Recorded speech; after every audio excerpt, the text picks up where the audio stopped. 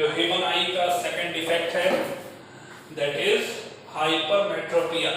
ठीक है, कल हम लोगों ने डिस्कस किया था मायोपिया, आज हम लोग डिस्कस करेंगे हाइपरमेट्रोपिया।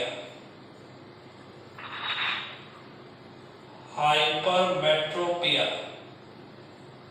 इसका दूसरा नाम क्या है? Long sightedness.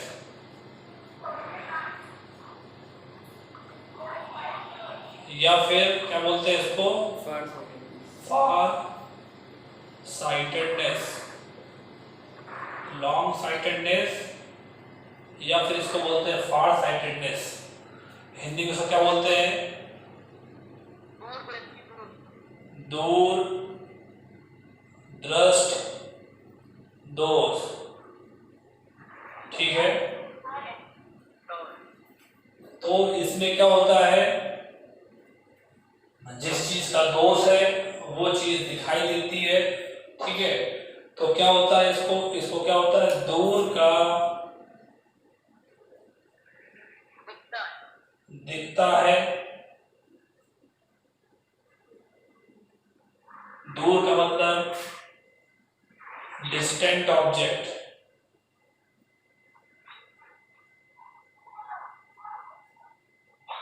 और दूसरा क्या है? पास का नहीं दिखता है। पास का नहीं दिखता है। पास का मतलब हुआ नियर बाई ऑब्जेक्ट। ठीक है, तो इसको क्या होता है, ये जिसको प्रॉब्लम होती है उस इंसान को दूर का ऑब्जेक्ट इजीली दिखाई देता है। और कौन सा ऑब्जेक्ट उसको नहीं दिखाई देता है? जो ऑब्जेक्ट उसका पास में रखा होता है, ठीक है, वो उसको नहीं दिखाई देता है। ठीक है, तो डिस्टेंट ऑब्जेक्ट उसको दिखता है, नियर बाई ऑब्जेक्ट नहीं दिखाई देता है। ठीक, तो इसका क्या रीजन है, ऐसा क्यों होता है? तो इसके दो रीजन है। रीजन नंबर 1, जब हम लोगों ने मायोपिया पढ़ा हुआ था तो जो उसका आई लेंस था उसका कन्वर्जिंग पावर क्या था? बहुत हाई था, जिसकी वजह से जो इमेज बन रही थी वो कहां पर बन रही थी? रेटिना के पहले। लेकिन बट यहाँ पर क्या होगा, यहाँ पर जो इमेज बनेगी वो कहां पर बनेगी? रेटिना के बाद में। यहाँ पर क्या लिखेंगे? Due to low converging power of eye lens.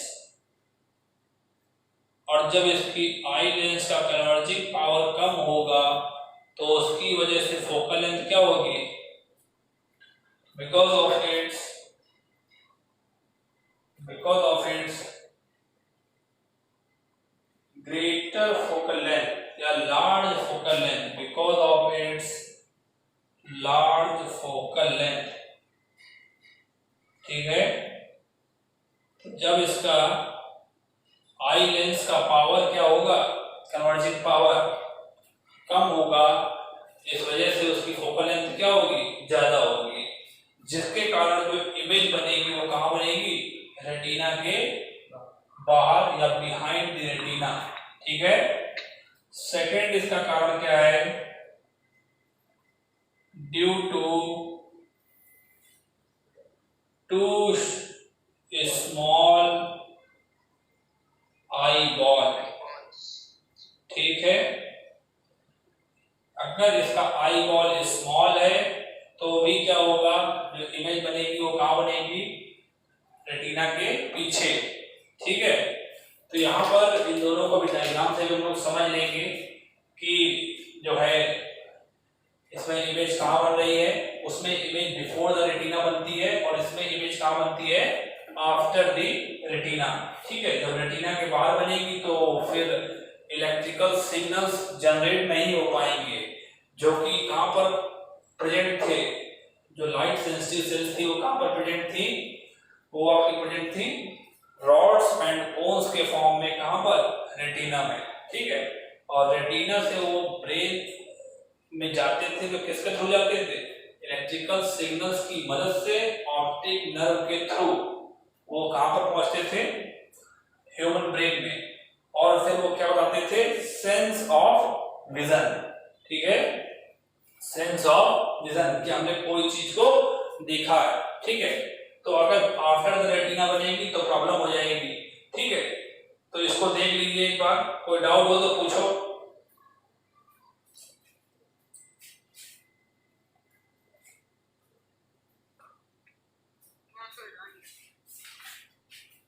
अब हम लोग जो है इसका रे डायग्राम देखते हैं।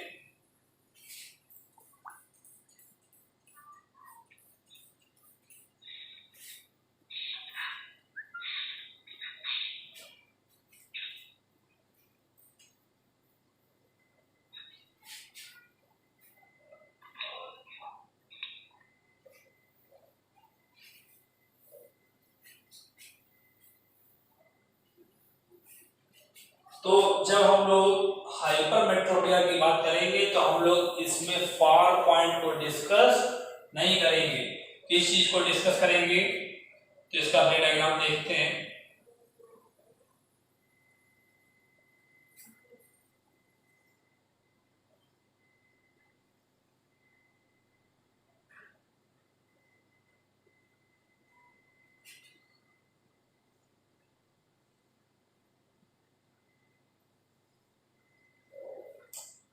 यहां पर क्या बोला गया है कि इसको कौन सी चीज नहीं दिखाई देती है, पास की या दूर की।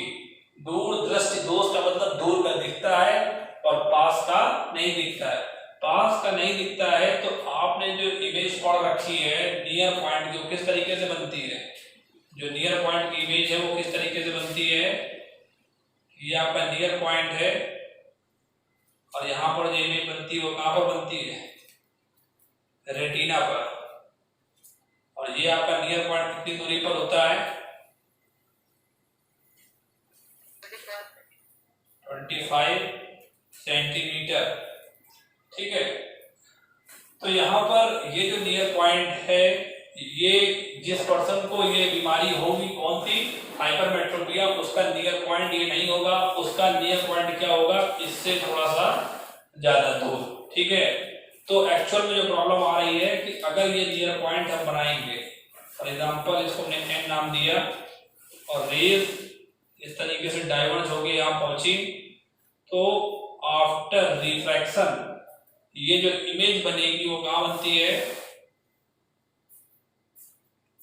ये जो इमेज बनती है वो कहाँ बनती है, आफ्टर द रेटिना, ठीक है। क्योंकि ये जो आई लेंस है, ये आई लेंस इसको इतना कन्वर्ज नहीं कर पाता है कि इसकी इमेज कहाँ बना दे, रेटिना पर, ठीक। तो अब इसके बाद ये डिस्टेंस होती कितनी है, ये डिस्टेंस 25 सेंटीमीटर। तो इस जो पर्सन है इसका नियर पॉइंट 25 सेंटीमीटर नहीं होता है, ठीक है। फॉर एग्जांपल अगर आप कोई चीज इस तरीके से अपने नियर पॉइंट पर रख रहे हैं, अगर आपकी नॉर्मल ह्यूमन आई है विदाउट एनी डिफेक्ट, तो 25 सेंटीमीटर पे आप विदाउट एनी स्ट्रेन उसको क्या कर सकते हैं, पढ़ सकते हैं। लेकिन अगर आपको हाइपरमेट्रोपिया है तो आपका नियर पॉइंट 25 सेंटीमीटर नहीं होगा, ठीक है। आपका नियर पॉइंट क्या होगा, 25 सेंटीमीटर से थोड़ा सा ज्यादा, ठीक है, 25 सेंटीमीटर से थोड़ा सा ज्यादा, ठीक है। जब आप क्या करेंगे, इसको ज्यादा करेंगे तब उसकी इमेज कहां बनेगी, रेटिना पर, ठीक है। तो यहाँ पर इस तरीके से अगर हम देखें तो इसका जो नियर पॉइंट है जिसको हम नाम दे सकते हैं एन डैश, तो जो एन डैश है इसकी इमेज जो बनेगी वो कहां पर बनेगी, रेटिना पर, ठीक। इसका नियर पॉइंट जो होगा वो क्या होगा, somewhat greater than 25 centimetre, somewhat greater than 25 centimetre. तो हम लोग का मेन मोटो क्या है मेन मोटो क्या है हाइपरमेट्रोपिया में कि हम लोगों को ऑब्जेक्ट को कहां पर रखना है 25 सेंटीमीटर पर। कहां रखना है 25 सेंटीमीटर पर, और 25 सेंटीमीटर पर रखने के बाद उसको देखना है, ठीक है। लेकिन प्रॉब्लम क्या है कि हाइपरमेट्रोपिया वाला पर्सन उसका नियर पॉइंट 25 सेंटीमीटर नहीं होता है, क्या होता है मोर देन 25 सेंटीमीटर, ठीक है। तो हम लोगों को एक ऐसा लेंस यूज करना पड़ेगा जिससे क्या होगा, जिस ऑब्जेक्ट को हम लोग को देखना है जो कि 25 सेंटीमीटर पर है उसकी इमेज कहां बन जाए एन डैश पर, उसकी इमेज कहां बन जाए एन डैश पर, ठीक है। जिससे कि क्या हो जाएगा कि उसको उस इमेज को आपकी आई क्या मान लेगी ऑब्जेक्ट मान लेगी और उसका इमेज कहां फॉर्म कर देगी रेटिना पर। देखिए किस तरीके से यहां पर हम लोग यूज करेंगे कन्वर्जिंग लेंस का, ठीक। तो अगर कोई ऑब्जेक्ट आपका इस तरीके से यहां पर रखा हुआ है और ये रेज ऐसे जा रहे हैं,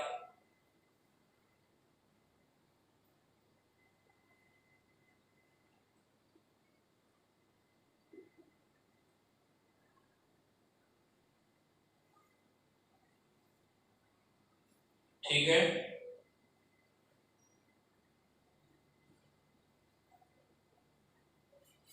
तो अभी क्या होगा since it is converging lens तो यहाँ पर रेस क्या होगी थोड़ा सा क्या होगी कन्वर्ज होगी, सॉरी थोड़ा सा क्या होगी ये रेस कन्वर्ज होगी इस तरीके से, ठीक है, इस तरीके से। और इसके बाद हम लोग क्या करेंगे इनको पीछे की तरफ जब ले जाएंगे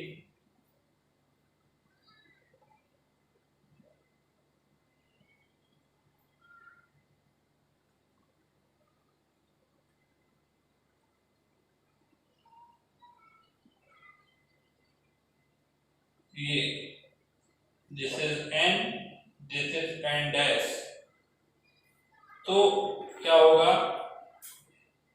अब ये कहां पर जाकर मिलेंगी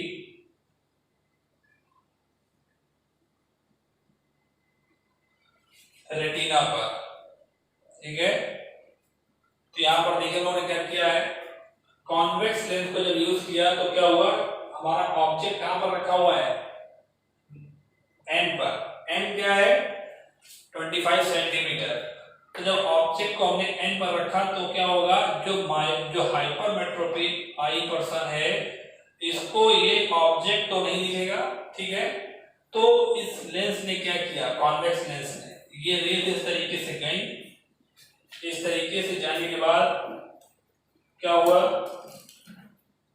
ये रेज इस तरीके से गई और जाने के बाद क्या हो गया रेज आगे जाके क्या हो जाएगी since it is converging lens क्या हो जाएगी थोड़ा सा कन्वर्ज हो जाएंगी, थोड़ा सा क्या हो जाएंगी कन्वर्ज हो जाएंगी और उन रेज को क्या करा जाएगा पीछे की तरफ जब मिलाया जाएगा तो वो कहां पर मिलेगा एन डैश, ठीक है, कहां पर मिलेगा एन डैश पर। तो आपने क्या किया आपने जो ऑब्जेक्ट एन पर रखा था उसकी वर्चुअल इमेज कहां फॉर्म कर दी, उसकी वर्चुअल इमेज आपने कहां बना दी एन डैश पर। एन डैश पर वर्चुअल इमेज बनाने के बाद अब आपकी जो आई है वो इस एन डैश पर जो इमेज बनी है वर्चुअल उसको ऑब्जेक्ट मान के क्या करेगा उसकी इमेज कहां पर बनाएगा रेटिना पर, ठीक है। तो यहां पर ये कहने हम लोगों ने क्या किया हम लोगों ने कॉन्वेक्स लेंस लेकर क्या किया कॉन्वेक्स लेंस लेकर इस हाइपरमेट्रोपिक पर्सन की आई लेंस की कन्वर्जिंग पावर को क्या कर दिया बढ़ा दिया, ठीक है, क्योंकि इसकी कन्वर्जिंग पावर थोड़ी सी कम है जिस वजह से ये इमेज कहां बन रही है आफ्टर द रेटिना, ठीक है। तो हम लोगों ने क्या किया हम लोगों ने एक लेंस कॉन्वेक्स का लेके इसकी कन्वर्जिंग पावर को और बढ़ा दिया तो जिस वजह से क्या हो गया इसमें कन्वर्जेंस ज्यादा हो गया और इमेज कहां बन गई रेटिना पर, ठीक। एक बार इसको देख लीजिए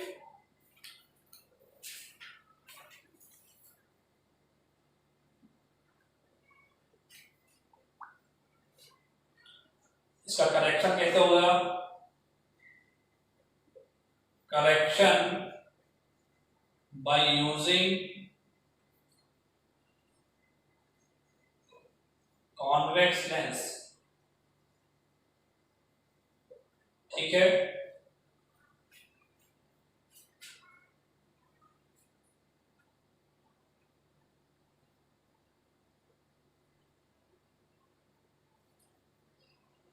और यहां पर हुआ क्या है,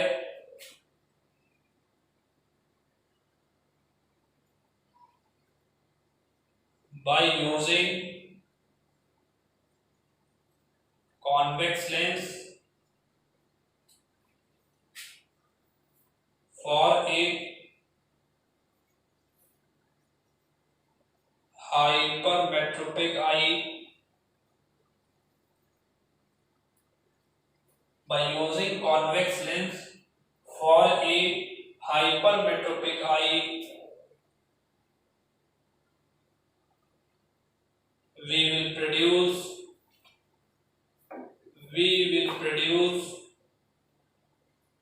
a virtual image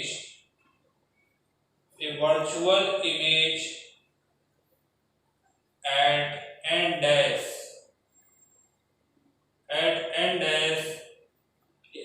क्या है, near point of hypermetropic eye, near point of hypermetropic eye।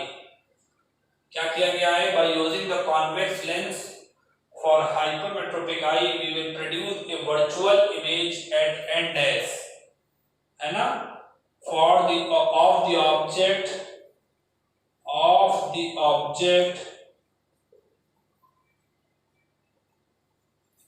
which has been placed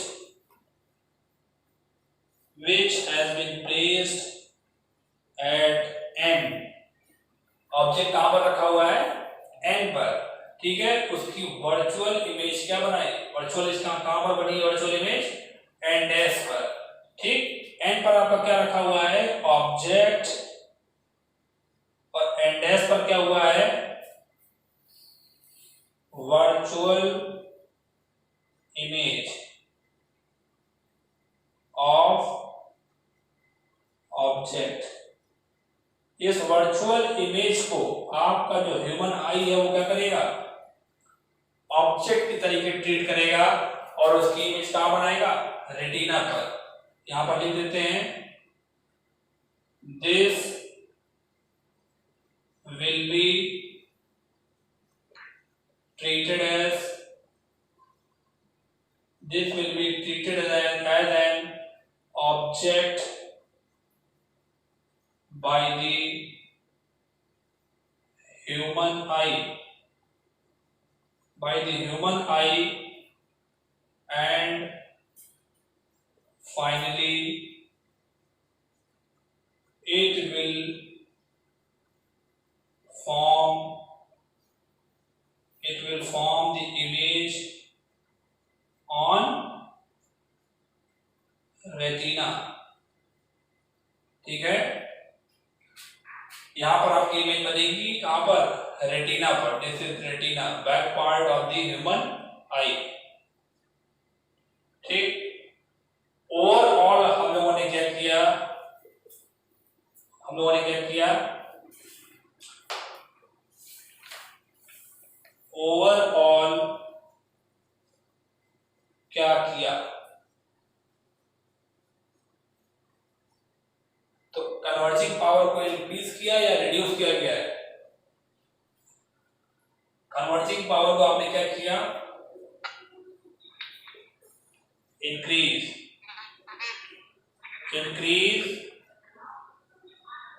converging power of आई। जो आपकी ह्यूमन आई है हाइपरमेट्रोपिक पर्सन की, तो आपने कॉन्वेक्स लेंस का यूज करके उसकी कन्वर्जिंग पावर को क्या कर दिया, इंक्रीज कर दिया है, ठीक है। एक बार देखो सारे पॉइंट्स को। हाइपरमेट्रोपिया में क्या होता है कि हम लोग फार पॉइंट को देख सकते हैं, नियर पॉइंट को देख नहीं सकते हैं, ठीक है। नियर पॉइंट में प्रॉब्लम क्या होती है, जो नियर पॉइंट होता है 25 सेंटीमीटर का, उस कहाँ बनती है, बिहाइंड द रेटिना। ठीक है, क्यों बनती है, उसके दो कारण है, या तो आईबॉल टू शॉर्ट होगा, ठीक है, आईबॉल क्या होगा, टू शॉर्ट होगा, और या सेकंड रीजन क्या है, due to low converging power of eye lens. ठीक है, ये दोनों डिफेक्ट, ये दोनों जो है इसके मेन रीजन है। इसके बाद रे डायग्राम देख लेते हैं। जब कोई ऑब्जेक्ट 25 सेंटीमीटर पर रखा हुआ है, उसकी इमेज कहाँ बनेगी, बिहाइंड द रेटिना। और किसके लिए बात कर रहे हैं हम लोग, हाइपरमेट्रोपिक पर्सन के लिए, तो उसका नियर पॉइंट 25 सेंटीमीटर नहीं होता है, कितना होता है, समवॉट ग्रेटर देन 25 सेंटीमीटर। ठीक है, 25 सेंटीमीटर जब थोड़ी सी दूरी ज्यादा होती है, उस ऑब्जेक्ट की इमेज कहां पर बनती है, रेटिना पर। तो ये कैसे सही होगा, आप जो कॉन्वेक्स लेंस का यूज करेंगे तो उससे क्या होगा, आपका मेन एम क्या है कि जो ऑब्जेक्ट है वो कहां पर रखा होगा, आपका जो ऑब्जेक्ट है वो नियर पॉइंट 25 सेंटीमीटर पर ही रखा होगा।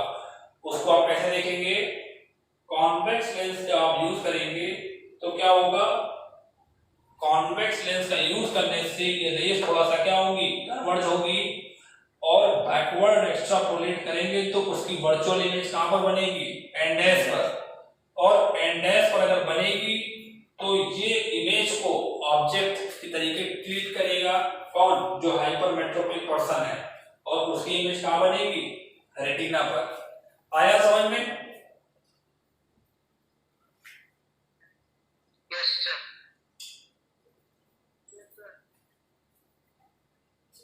ठीक है, इसका स्क्रीनशॉट ले लो।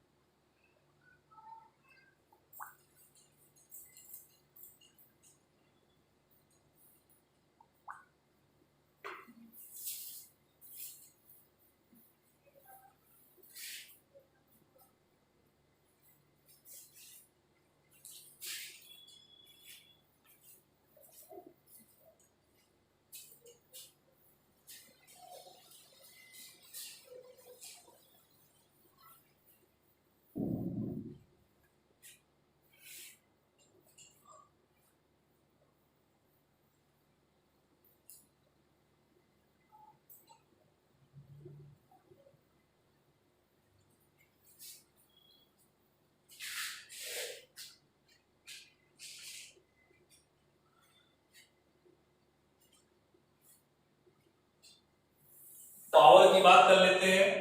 तो आपका लेंस कैसा है, convex, 1 upon focal length in metre. और क्या होता है, since focal length of convex lens क्या होता है, पॉजिटिव या नेगेटिव, कॉन्वेक्स लेंस की फोकल लेंथ पॉजिटिव या नेगेटिव, पॉजिटिव। ठीक है, ये एफ होता है, ये एफ होता है प्लस। तो कॉन्वेक्स लेंस की फोकल लेंथ पॉजिटिव, इसका मतलब क्या हो गया कि जो पावर आएगा कॉन्वेक्स लेंस का वो भी क्या आएगा, क्या नेचर आएगा उसका, पॉजिटिव। अब हम लोग क्या करेंगे, हाइपरमेट्रोपिक पर्सन से रिगार्डिंग एक न्यूमेरिकल लगाएंगे। तो उसका डेटा हम बता देते हैं, उसका डेटा क्या है,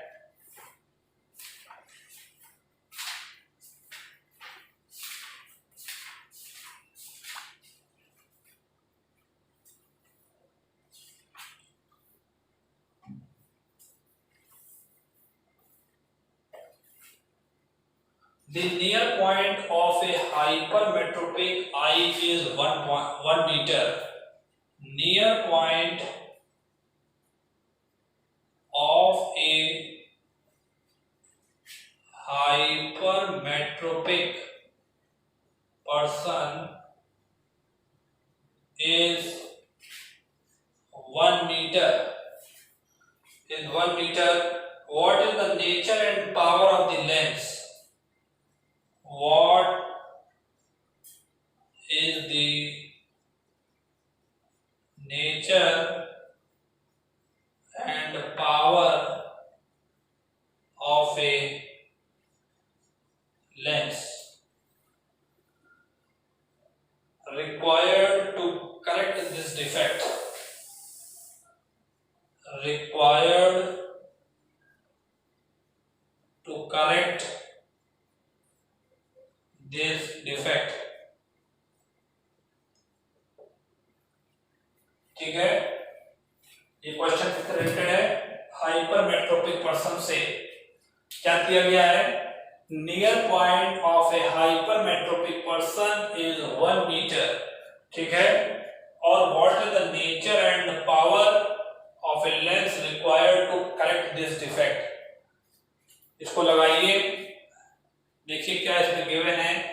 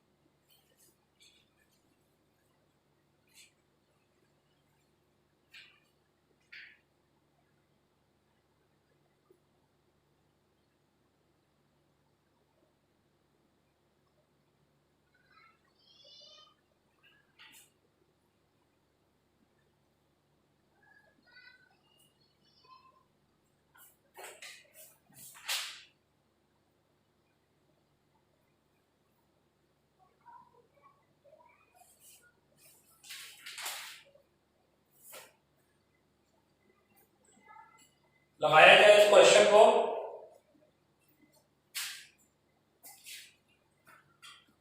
देखिए हमें क्या गिवन है,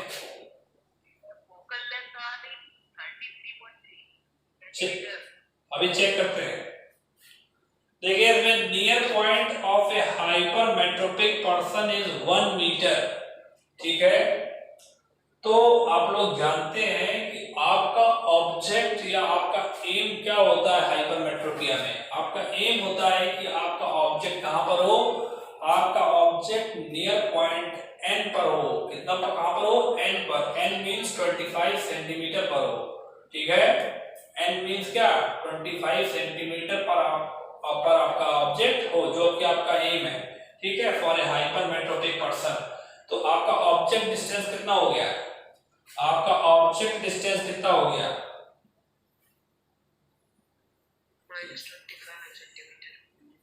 ये आपका n है, दिस इज n डैश। ये आपका हो गया 25 सेंटीमीटर। कितना हो गया?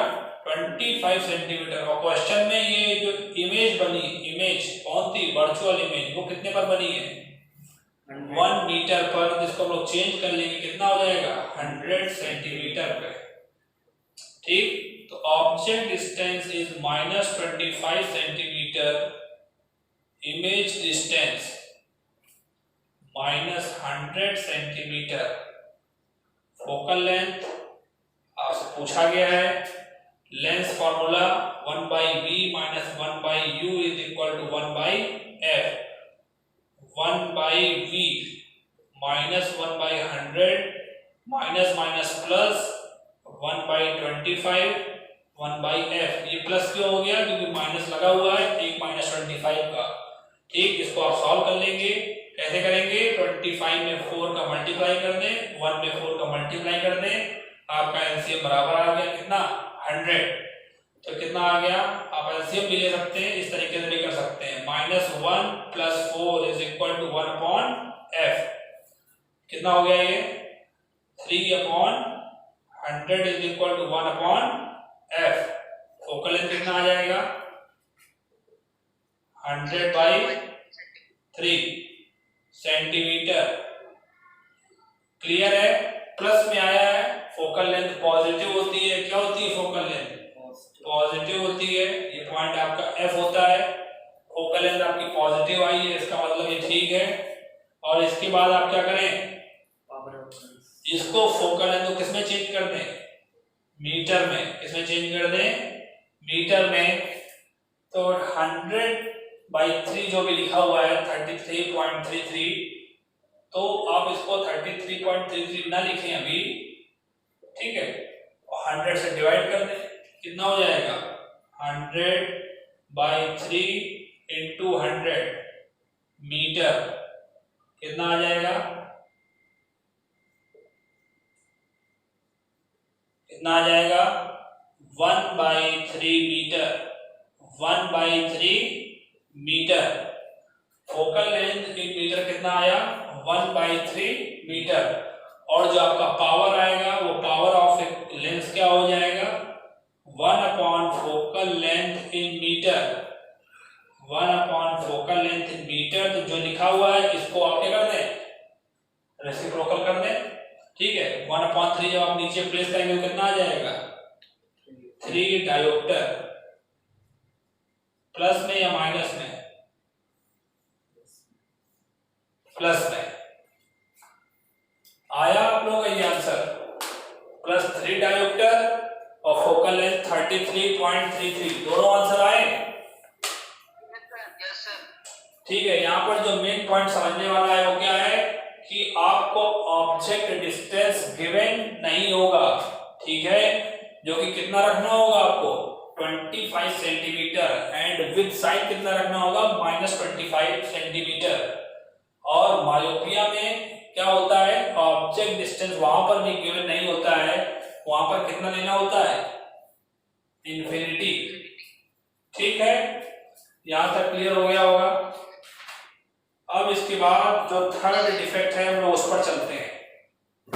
थर्ड डिफेक्ट क्या है?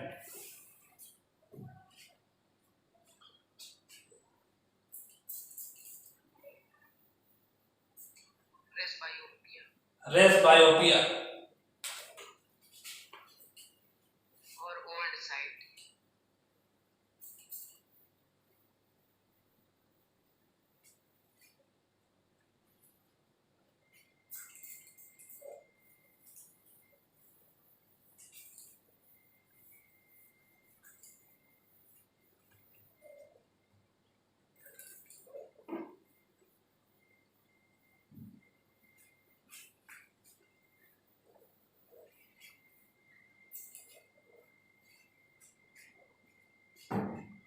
तो रेस बायोपिया क्या होता है? It is that defect due to which old person cannot see the nearby object clearly. Third one is, इसमें P साइलेंट होता है। Presbyopia, BYOPIA, presbyopia. ठीक है, तो इसमें क्या होता है? It is that defect in which old person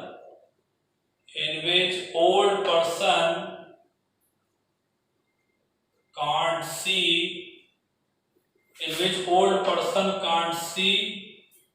nearby object। कौन सा ऑब्जेक्ट? Nearby object clearly.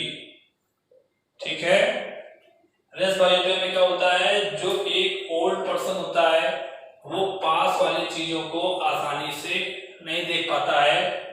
क्या कारण होता है इसमें? इसमें दो मुख्य कारण होते हैं, दो मेन रीजन होते हैं।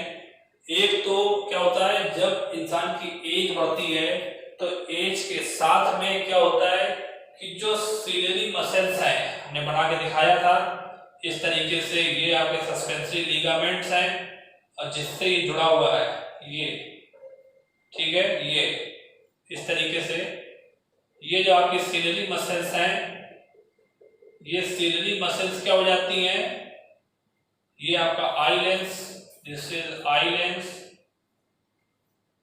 और ये क्या है, सीलियरी मसल्स। एज के साथ में क्या होता है कि जो सीलियरी मसल्स होती हैं वो क्या हो जाती हैं, वो आपकी वीक हो जाती है, वीक हो जाती हैं, ठीक है। तो जब ये सीलियरी मसल्स वीक हो जाएंगी तो क्या होगा, जो इसका लेंस का जो कॉन्ट्रैक्शन है या जो फोकस करने की बात आती है, जिसको आप लोग क्या बोलते हैं, एकोमोडेशन, क्या बोलते हैं, एकोमोडेशन, ठीक है, कि ऑब्जेक्ट को देखने के लिए क्या है, जो आई की एबिलिटी है कि उसको कहां फोकस करें, रेटिना पर, वो एबिलिटी क्या हो जाती है, रिड्यूस हो जाती है। इस वजह से जो नियर बाई ऑब्जेक्ट है उनको देखने में प्रॉब्लम होती है, किसको, ओल्ड एज पर्सन को। दूसरा इसका जो मेन रीजन है वो क्या है कि diminishing flexibility of the eye lens. इसमें क्या होता है, जो आई लेंस है इसकी फ्लेक्सिबिलिटी में कमी आना, ठीक है। ये दो मेन रीजन है, सीलियरी मसल्स कमजोर हो जाती हैं और दूसरा जो आई लेंस है उसमें क्या हो जाता है, उसकी फ्लेक्सिबिलिटी में कमी आ जाती है, ठीक है। तो इसका कारण, इसकी वजह से, इन दोनों कारण से क्या होता है कि जो ओल्ड एज वाला पर्सन है, इसका दोनों का मेन रिजल्ट क्या होता है, इस दोनों का रिजल्ट क्या होता है, इन दोनों का जो रिजल्ट होता है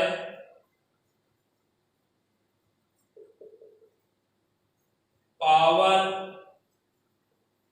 ऑफ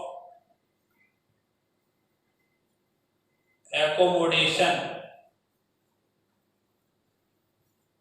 ऑफ आई लेंस क्या हो जाता है,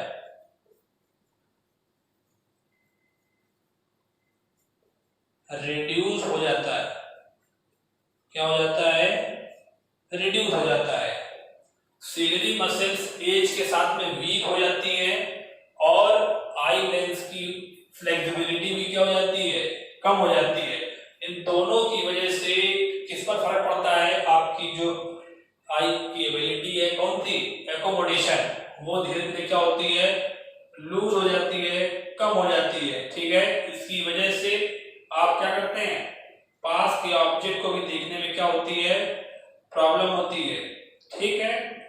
तो जो ये रेस बायोपिया है, इसका मतलब क्या हो गया कि ये एक तरीके का हाइपरमेट्रोपिया है। क्या है ये, एक तरीके का हाइपरमेट्रोपिया। हाइपरमेट्रोपिया का मतलब ये हो गया कि जो ओल्ड एज पर्सन है उसका नियर पॉइंट जो होगा वो क्या होगा, वो 25 सेंटीमीटर से क्या होगा, कहीं ज्यादा होगा, ठीक है।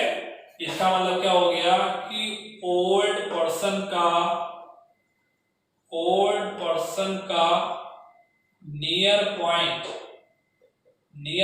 क्या होगा, ग्रेटर देन 25 सेंटीमीटर होगा, ठीक है। It is a special type of hypermetropia. तो इसके क्या नाम होते हैं, इसको ओल्ड एज हाइपरमेट्रोपिया भी बोलते हैं। क्या बोलते हैं इसको, ओल्ड एज हाइपरमेट्रोपिया,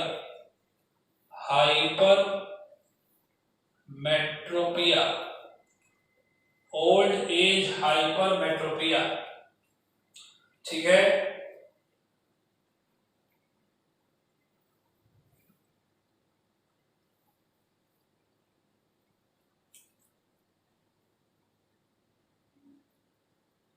और इसको कैसे करेक्ट करेंगे, how it can be corrected, how it can be corrected.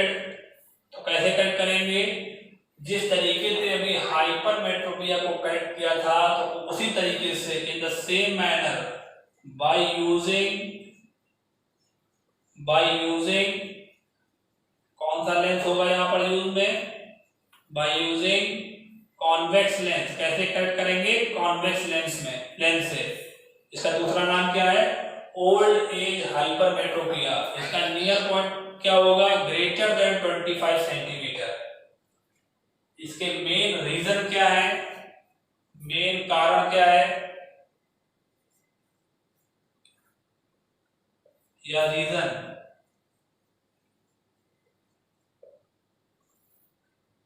हाँ पूछो, कोई डाउट है?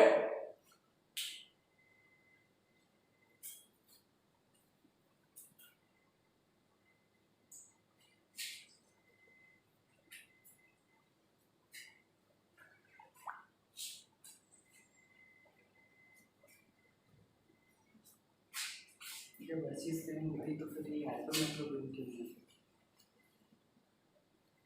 कॉन्वेक्स लेंस ही यूज होता है और इसका नियर पॉइंट। अभी इसमें एक डिफेक्ट और आएगा जिसमें ओल्ड एज में दोनों प्रॉब्लम होंगी। दोनों प्रॉब्लम में पास का भी नहीं दिखाई देता है और दूर का भी नहीं दिखाई देता है, ठीक है। तो वो भी इसी में कंडीशन आती है कि जब उनको पास का भी ऑब्जेक्ट नहीं दिखता है और दूर का भी नहीं दिखता है, उसमें जो होता है, जो आपके जो स्पेक्टिकल है उसमें दोनों लेंसेज का यूज होता है, ठीक है। उनमें क्या होता है, दोनों लेंसेज का यूज होता है। देखो जो हाइपरमेट्रोपिया है उसके रीजन अलग है। उसके रीजन क्या थे कि आपका लेंस का कन्वर्जिंग पावर लो है और दूसरा था आपका आई बॉल क्या है, टू शॉर्ट है। इस वजह से जो आपकी इमेज बनती है वो कहां बनती है, आफ्टर दी रेटिना।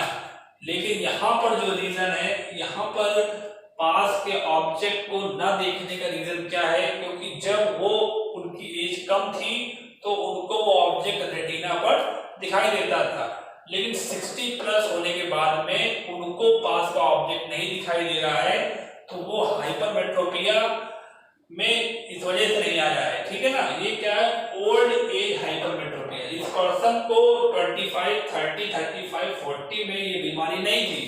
इसको ये बीमारी कब हुई है, जब ये 60, 65 में है। और इसका रीजन अलग है। इसका रीजन क्या है कि जो सिलियरी मसल्स हैं उनकी ताकत कम हो गई है और जो आई लेंस है उनकी फ्लेक्सिबिलिटी क्या हो गई है, कम हो गई है, जिसकी वजह से जो इमेज है वो कहां पर, रेटिना के बिहाइंड बन रही है, ठीक है। ठीक, तो थोड़ा सा अंतर है रेस बायोपिया में और हाइपरमेट्रोपिया में, क्योंकि दोनों के रीजंस क्या हैं, अलग है, ठीक है।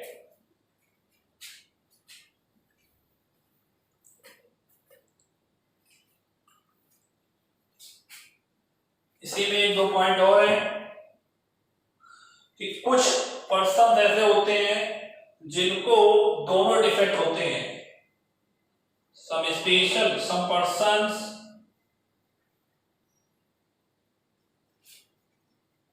having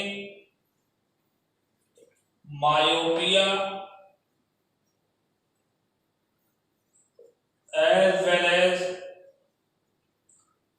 हाइपरमेट्रोपिया, दोनों डिफेक्ट होते हैं, मायोपिया प्लस हाइपरमेट्रोपिया, ठीक है। तो जिन भी पर्सन्स को ये दोनों डिफेक्ट होते हैं वो क्या करते हैं, वो कैसे सही होता है या कैसे करेक्ट होता है, इसका करेक्शन क्या होता है, इसका करेक्शन होता है बाय यूजिंग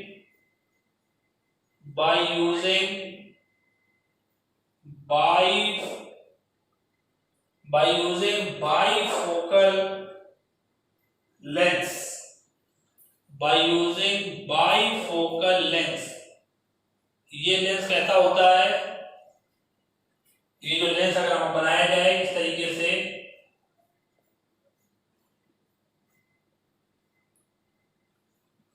तो इसके अपर पार्ट में ये जो पोर्शन है इसका अपर पार्ट में कॉनकेव लेंस होता है। अपर पार्ट में क्या होता है? Concave lens. कॉनकेव लेंस का प्रयोग क्यों होता है? लॉन्ग साइटेडनेस के लिए कि नियर साइटेडनेस के लिए? Near sighted. Concave lens. Concave lens अगर लगाया जाएगा तो वो किस वजह से लगाया जाता है? कल हमने पढ़ा था मायोपिया। मायोपिया का मतलब होता है नियर साइटेडनेस। नियर साइटेडनेस का मतलब होता है कि नियर का ऑब्जेक्ट दिखाई दे और दूर का ऑब्जेक्ट ना दिखाई दे। तो ये किसके लिए यूज होता है? For distant object, for distant object और distant vision, for distant object, distant object और विजन। लोअर पार्ट होता है, ये किसके लिए होता है? लोअर पार्ट में क्या होता है? Lower part of the bifocal lens we use convex lens, we use convex lens.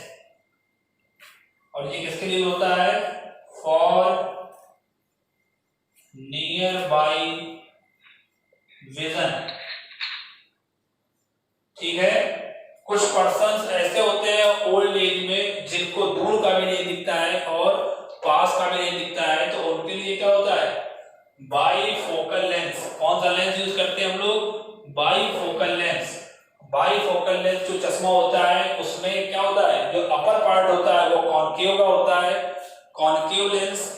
तो जब वो सामने देखेंगे तो उनको क्या दिखाई देगा?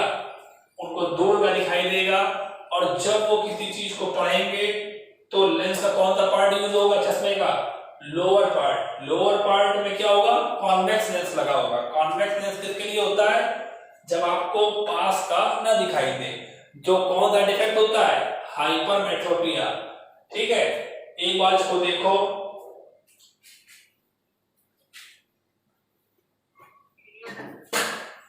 क्लियर हो रहा है सब? अच्छा लग रहा है? कुछ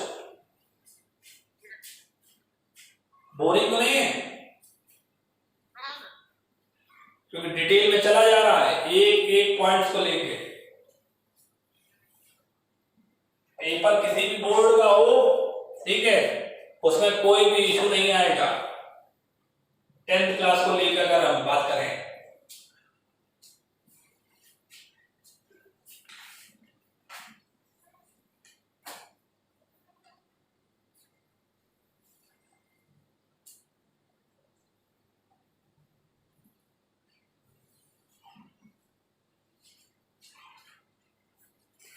देखो एक बार इसको जो बोर्ड पर लिखा है,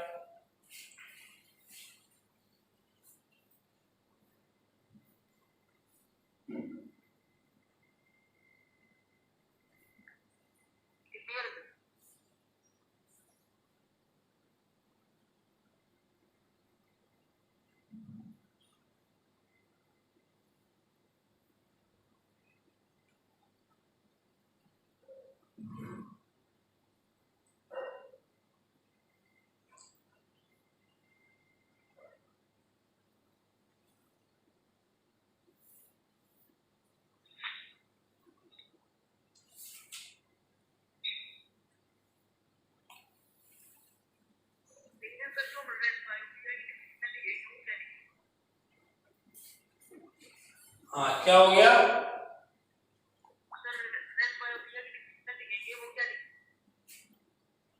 डेफिनेशन क्या लिखोगे? यहाँ पर लिखोगे कि जो ओल्ड एज पर्सन होता है उसको नियर बाई ऑब्जेक्ट नहीं दिखता है। ठीक है। It is a old age hypermetropia. ठीक, ये है डिफेक्ट। इसका near point greater than 25 centimetre होता है।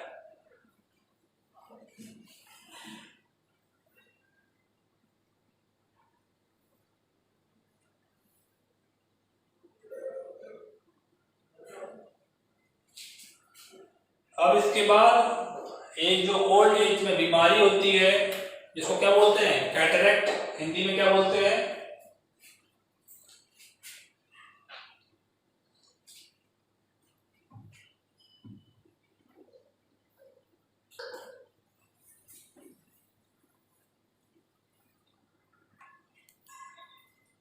तो एक बीमारी होती है ओल्ड एज में, उसको क्या बोलते हैं? मोतियाबिंद, ठीक है। इंग्लिश में क्या बोलते हैं उसको? कैटरेक्ट। तो कैटरेक्ट के बारे में थोड़ा सा इंफॉर्मेशन दे देते हैं कि क्या होता है, क्या कारण होता है, और क्या वो लेंस से सही होता है या फिर नहीं होता है, ठीक है। कैटरेक्ट, कैटरेक्ट को बोलते हैं मोतियाबिंद।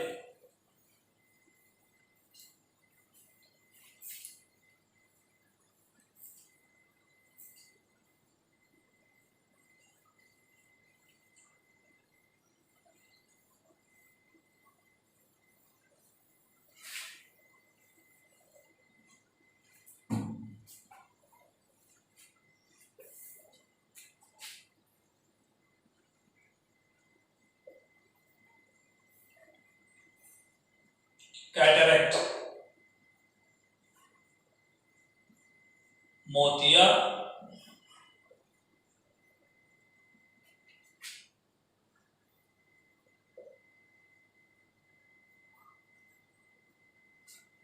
तो ये कैटरेक्ट क्या होता है, कौन सी एज में आता है, ठीक है, इसके क्या रीजन होते हैं और क्या ये कैसे सही होता है, ठीक है, इसको डिस्कस करते हैं।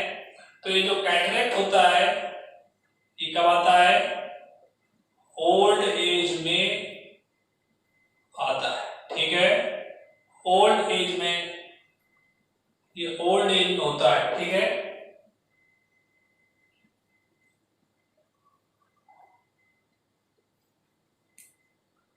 और इसमें क्या होता है, जो आपका आई लेंस है, जो आपका आई लेंस है, उस आई लेंस पर क्या हो जाता है कि आपके आई लेंस पर एक ओपेक मेम्ब्रेन क्या हो जाती है, एक मेम्ब्रेन उसके ऊपर फॉर्म हो जाती है, ठीक है। तो आपका आई लेंस कैसा हो जाता है? क्लाउडी हो जाता है, ठीक है। आपका आई लेंस कैसा हो जाता है? क्लाउडी हो जाता है। उसके ऊपर कैसी लेयर फॉर्म हो जाती है? ओपेक लेयर फॉर्म हो जाती है, ठीक है। तो उसकी वजह से सामने देखने में क्या होती है, प्रॉब्लम होती है। और धीरे धीरे जैसे जैसे समय बीतता है तो वो क्या करता है, वो आपकी जो विजन है, जो आपकी देखने की क्षमता है, उसको क्या कर देता है, समय के साथ में खत्म कर देता है, ठीक है। और आपकी आंखों की रोशनी क्या हो जाती है, चली जाती है। तो ये जो आपके मेम्ब्रेन जो वहां पर फॉर्म हो गई है, कहां पर? आई लेंस के ऊपर, आपका जो आई लेंस है वो क्लाउडी हो गया है, उसको कैसे सही किया जा सकता है? तो आपके आंखों की क्या होती है, सर्जरी होती है। क्या होती है? आपके आंखों की क्या होती है, सर्जरी होती है। और वो जो आई लेंस के ऊपर क्या हो गया है, जो ओपेक मेम्ब्रेन चढ़ी हुई है, उसको हटा के उसको ऑपरेशन से क्या किया जाता है, उसकी सर्जरी की जाती है। और सर्जरी करके वो ओपेक लेंस को रिमूव करके क्या करा जाता है, एक नया आर्टिफिशियल लेंस, नया आर्टिफिशियल लेंस उस जगह पर क्या कर दिया जाता है, लगा दिया जाता है, ठीक है। ये जो बीमारी है कौन सी, कैटरेक्ट, मोतियाबिंद, ये किसी भी लेंस की सहायता से सही नहीं होती है, ठीक है ना। इसका क्या करना पड़ता है, इसका ऑपरेशन होगा, इसकी सर्जरी होती है, ठीक है। सर्जरी से ही क्या होता है, ये सही होता है। तो इसका मेन ये कब होता है, ये ओल्ड एज में होता है। तो इसकी डेफिनेशन देख लेते हैं। The medical condition, definition, the medical condition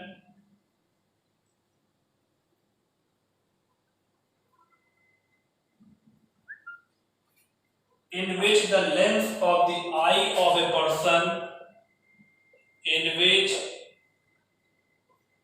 the lens of the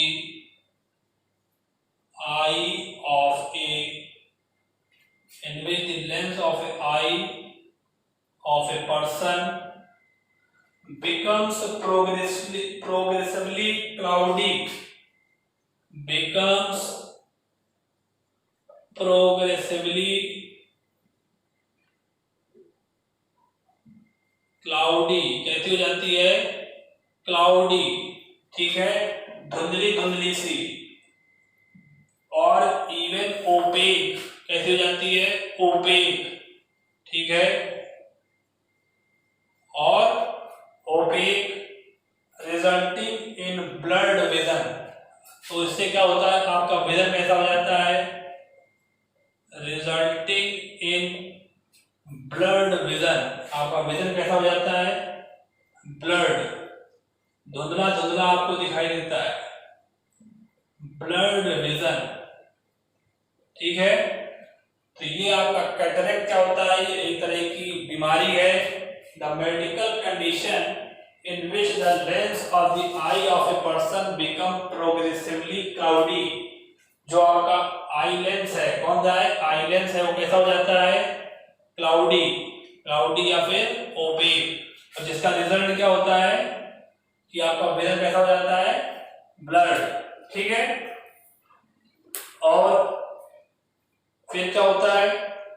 ये जो है क्या लीड करता है?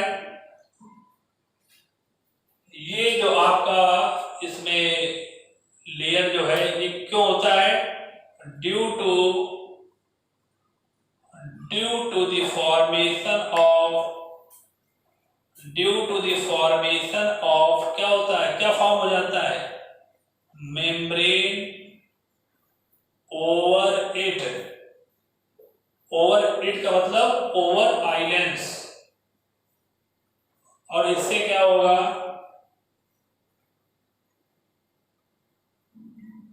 इट विल रिड्यूस, क्या रिड्यूस कर देगा? It will reduce the vision of the eye, it will reduce the vision of the eye, आपके आंखों के देखने की क्षमता, it will reduce the vision of the eye. And finally क्या हो जाएगा? फाइनली क्या हो जाएगा? आंखों की जो रोशनी है वो क्या हो जाएगी?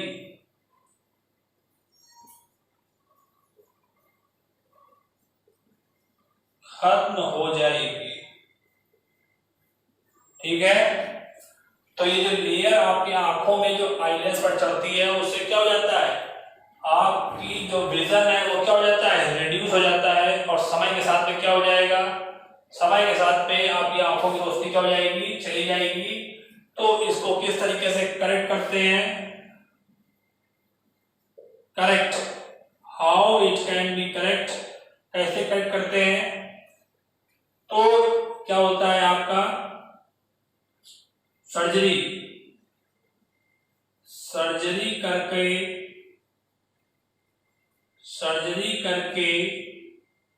क्या किया जाता है? ये जो ओपेक वाला लेंस है, क्या करते हैं? ओपेक वाले लेंस को, जिस पर क्या हो गया? लेयर फॉर्म हो गई है, ओपेक वाले लेंस को हटाकर, ओपेक वाले लेंस को हटाकर क्या किया जाता है? उसकी जगह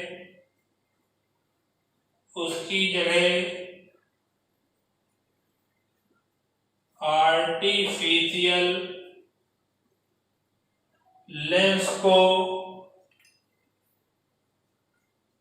लगाया जाता है सर्जरी करके,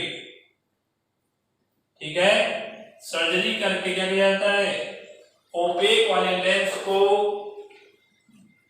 रिमूव करके सर्जिकल ऑपरेशन की मदद से आर्टिफिशियल लेंस को वहां पर लगाया जाता है। ये किसी भी तरीके से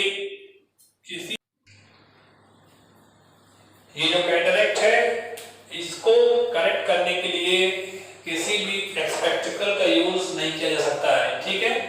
कॉनकेव लेंस या कॉन्वेक्स लेंस, किसी भी लेंस की मदद से ये मोतियाबिंद या कैटरेक्ट करेक्ट नहीं हो सकता है, ठीक है।